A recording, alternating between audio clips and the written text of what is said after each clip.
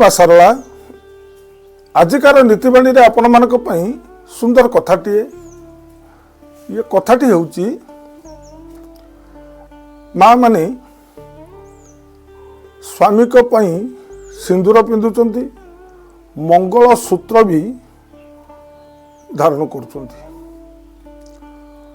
ଇଏ ଦୁଇଟି ଜିନିଷ ହେଉଛି ସ୍ୱାମୀଙ୍କ ପାଇଁ ବଡ଼ ସଂକେତ। ଯଦି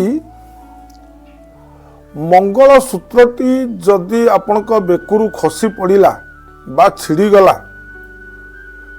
ଅନେକ ମା ମାନେ ଭୟଭୀତ ହେଇଯାଉଛନ୍ତି। ଅଶୁଭ ସୂଚକ ଆସିଲା ବୋଲି ପଣ୍ଡିତମାନଙ୍କ ପାଖକୁ ଯିବେ। ପଣ୍ଡିତମାନେ ଅନେକ କଥା ବି କହନ୍ତି।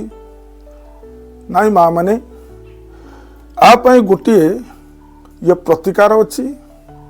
ଯେତେବେଳେ ଦେଖିବେ ମଙ୍ଗଳ ସୂତ୍ରଟି ଇଏ ଛିଡ଼ିଗଲା, ସାଙ୍ଗେ ସାଙ୍ଗେ ଯାଇ ବୃନ୍ଦାବତୀଙ୍କ ନିକଟରେ ଗୋଟିଏ ଘୃତ ବତୀଟିଏ ଇଏ ଜାଳିଦେବେ ଏବଂ ସେଇଠି ବୃନ୍ଦାବତୀଙ୍କ ନିକଟରେ ଇଏ ମୁଣ୍ଡିଆ ମାରିବେ।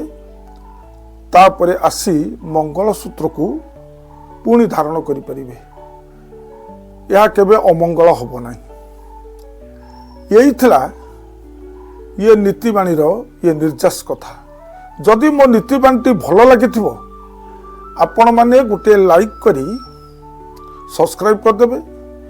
ଅନ୍ୟମାନଙ୍କୁ ଇଏ ସେୟାର କଲେ ଇଏ ସମାଜର ଇଏ ମଙ୍ଗଳ ହେବ।